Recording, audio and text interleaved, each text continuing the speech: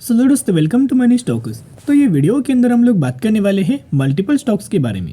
तो चलिए, सबसे पहले हम लोग डिस्कस करने वाले हैं जियो फाइनेंशियल सर्विसेज के बारे में। तो जियो फाइनेंशियल सर्विसेज की अगर बात की जाए तो आज के दिन ऑलमोस्ट हमें आधे % तक की तेजी इस कंपनी के अंदर नजर आ चुकी है। 234 रुपीज़ के आसपास हमें कहीं ना कहीं जियो फाइनेंशियल्स की क्लोजिंग नजर आ चुकी है। तो जैसे हमने जियो फाइनेंशियल्स कंपनी को जो पिछले 1-2 दिनों के बारे में जो डिस्कस किया था, आप लोगों ने वो वीडियो दोस्तों देखा होगा। बहुत सारे लोगों ने वो वीडियोस को दोस्तों देखा है। तो कहीं ना कहीं उस वीडियो के अंदर जो हमने बातें डिस्कशन किया था, क्या वैसे एनालिसिस के हिसाब से क्या ये वर्क हुआ या फिर दोस्तों ये वर्क नहीं हुआ, उसके हिसाब से भी हम लोग एनालिसिस करेंगे।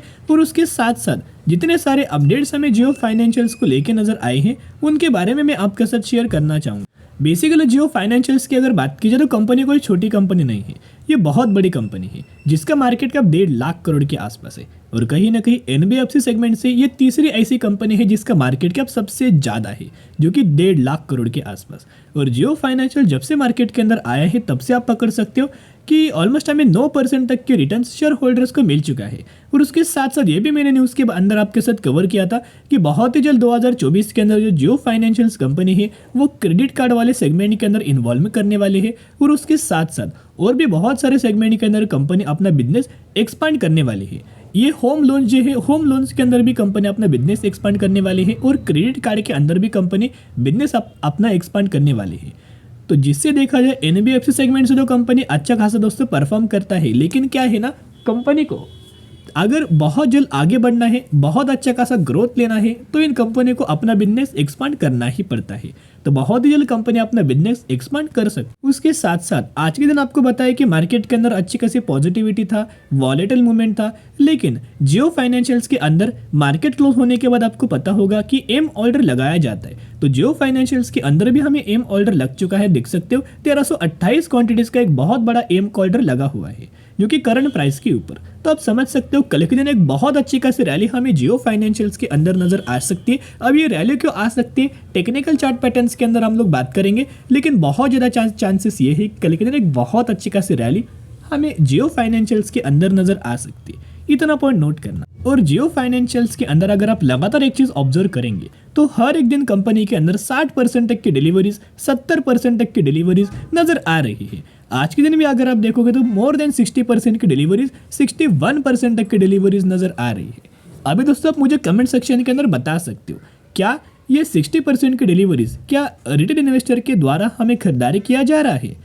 नहीं दोस्तों, रिटेल इन्वेस्टर खरीदारी करते हैं लेकिन इतना बड़ा खरीदारी हमें नहीं करते हैं।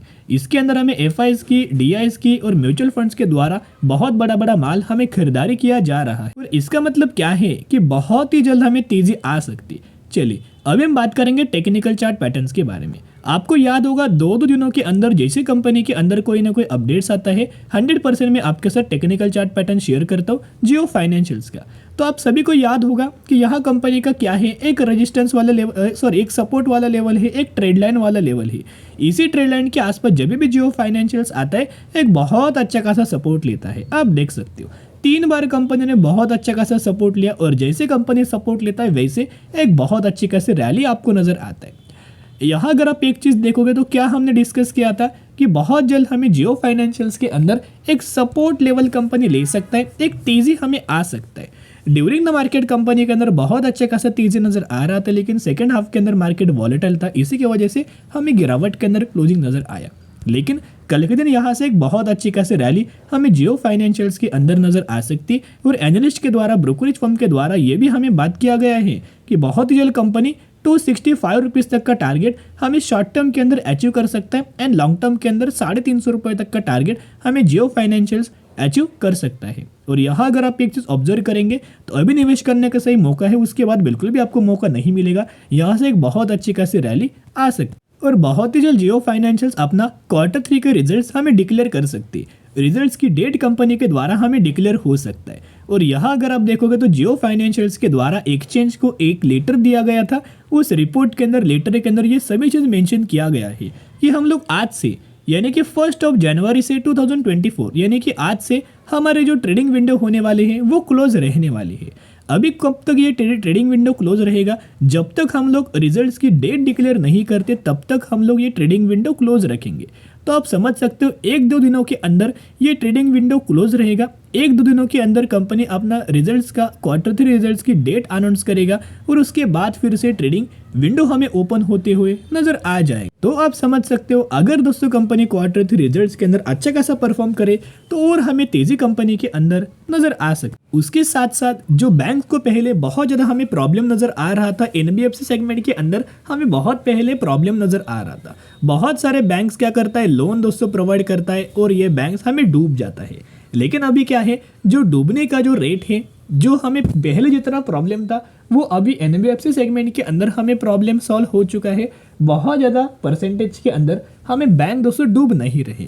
तो कहीं ना कहीं ये पॉजिटिव न्यूज़ साबित होता है NBFC के लिए, तो जिसका बेनिफिट हमें कंपनीज को नज़र आ रहा है। उसके साथ साथ आपको पता होगा कि जो जियो फाइनेंशियल्स है ना, वो क्या है, कंपनी एक लार्ज कैप कैटेगरी के अंदर हमें एंट्री होने वाला है, MF के अंदर हमें एंट्री होने वाला है। AMFI की अगर बात की जाए तो इसके अंदर बहुत सारे कंपनीज होता है, लेकिन कई सारे अभी फ़ायदा क्या होता है ना, अभी क्या है ना, जियो फाइनेंशियल्स AMFI के अंदर एंट्री होने वाला है।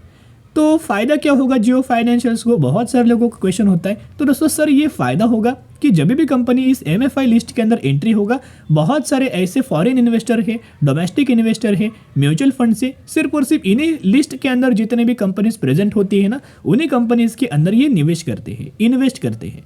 तो कहीं ना कहीं ढेर सारा पैसा, ढेर सारा इन्फ्लो हमें कंपनी के अंदर आ सकता है। और कोई भी कंपनी के अंदर ढेर सारा पैसा आएगा तो वो कंपनी के लिए पॉजिटिव न्यूज़ साबित होगा और कंपनी को इसका बेनिफिट होगा और कंपनी अप जाएगा, कंपनी के अंदर तेजी आएगा। उसके साथ साथ अभी हम आ चुके हैं टेक्निकल चार्ट पैटर्न्स के ऊपर। येलो लाइन इंडिकेट्स क्या करता है, 50 डेज का moving average. Grey line indicates क्या करता है, 100 डेज का मूविंग एवरेज। और ये मूविंग एवरेज का जो एक्यूरेसी है वो 70 to 75% तक का एक्यूरेसी हमें नजर आ रहा है। इसे एक्यूरेसी के साथ साथ हमें मूविंग एवरेज वर्क करता है। अभी कंपनी का प्राइस कहाँ है, कंपनी का प्राइस यहाँ है, यानी कि 50 डेज मूविंग एवरेज के आसपास। तो अब ये 50 डेज मूविंग एवरेज के आसपास क्या होगा, एक सपोर्ट एक्ट करेगा और यही सपोर्ट्स के साथ साथ हमें कंपनी के अंदर तेजी आएगा। और कहीं ना कहीं हमने जो एनालिसिस किया है उसके अंदर भी एक सपोर्ट लेवल हमें नीचे ट्रेड लाइन के आसपास दिखाई दे रहा है। तो बहुत ज़्यादा चांसेस ये है कि कंपनी के अंदर हमें तेजी कंटिन्यू हो सकती। उसके साथ साथ कंपनी कैसा है, बेसिकली कंपनी बहुत अच्छा है, फंडामेंटली कंपनी बहुत ज़्यादा स्ट्रांग है। नेट प्रॉफिट देखोगे 332 करोड़ से बढ़ के 370 करोड़ हो चुका है। ऑलमोस्ट कंपनी का जो नेट प्रॉफिट है ना 2 गुना हो चुका है। उसके साथ साथ कंपनी का अगर आप सेल्स देखोगे, रेवेन्यूज देखोगे तो 400 करोड़ से बढ़ के 600 करोड़ हो चुका है। तो दोस्तों कंपनी बुरा नहीं है, कंपनी बहुत अच्छा है। तो कंपनी के अंदर निवेश करने का लास्ट मौका है, buy on D strategy apply करके चलना। आने वाले सालों में बहुत अच्छा खासा बेनिफिट कंपनी दे सकता है। अभी हम लोग डिस्कस करने वाले हैं ऐसे 2 कंपनीज के बारे में जिनको बहुत अच्छा खासा बेनिफिट हो सकता है। देखिएगा खबर क्या है, 400 से लेके 450 new Vande Bharat trains coming soon, यानी कि 400 से लेके 450 नए वंदे भारत ट्रेन्स आने वाले हैं। अभी ये आने कैसे वाले हैं, ये मैन्युफैक्चरिंग होगा। अभी इनके अंदर जिन जिन कंपनीज इन्वॉल्वमेंट लेगा उन कंपनीज को बेनिफिट होगा। रिसेंटली क्या है ना 69,000 नए कोचेस अवेलेबल हमें नजर आ रही है। लेकिन ये क्या कर रहे हैं, अपना जो इंफ्रास्ट्रक्चर है वो बढ़ाने की कोशिश कर रहे हैं, क्योंकि आने वाले फ्यूचर का प्रेडिक्शन किया गया है कि 2024 के अंदर इतने पैसेंजर ट्रैवल कर पाएंगे, 2025 के अंदर इतने पैसेंजर ट्रैवल करेंगे और 2030 के अंदर इतने पैसेंजर ट्रैवल करेंगे। उसी तरीके से ये अपना जो इंफ्रास्ट्रक्चर है, कैटरिंग के सर्विसेज है, ट्रेन रिगार्डिंग है, वो ट्रेन भी बढ़ाने की कोशिश किया जा रहा है। और ये पूरा जो स्टेटमेंट हमें दिया गया है रेलवे मिनिस्ट्री के द्वारा, ये पूरा स्टेटमेंट दिया गया है। तो जो भी कंपनीज रेलवे से रिगार्डिंग काम करता है उनको तो बेनिफिट होगा ही होगा। उसके साथ साथ annual addition 5000 kilometres of railway track to boost capacity. अभी जो कंपनी ट्रैक्स भी मैन्युफैक्चरिंग करता है, वेगन्स मैन्युफैक्चरिंग करता है, उन कंपनीज को भी इसका बेनिफिट होगा। और जिसके द्वारा गवर्नमेंट के द्वारा ऑलमोस्ट हमें 10 लाख करोड़ का एक बहुत बड़ा फंड हमें कैपेक्स एक अलो किया गया है, एक इन्वेस्टमेंट करने वाले हैं 2023 के अंदर और 2024 के अंदर। तो आप समझ सकते हो कि इंफ्रास्ट्रक्चर के अंदर, रेलवेज के अंदर गवर्नमेंट बहुत बड़े बड़े फंड हमें इन्वेस्ट कर रहा है। तो जो भी कंपनी इनके अंदर इन्वॉल्वमेंट लेगा उन कंपनीज को बेनिफिट होगा। अभी कौन कौन सी कंपनी को बेनिफिट होगा, IRFC कंपनी को बेनिफिट होगा।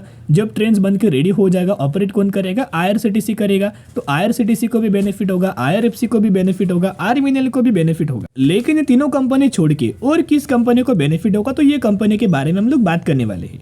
तो यहाँ अगर आप देखोगे 1044 रुपीज के आसपास हमें ट्रेड कर रही है और कंपनी को एक भी साल नहीं हुआ, विद इन 1 ईयर कंपनी के द्वारा 122% का रिटर्न डिलीवर किया हुआ है। 14,000 करोड़ का मार्केट कैप है, यानी कि ये दोस्तों कंपनी एक मिड कैप कैटेगरी से बिलोंग करती है।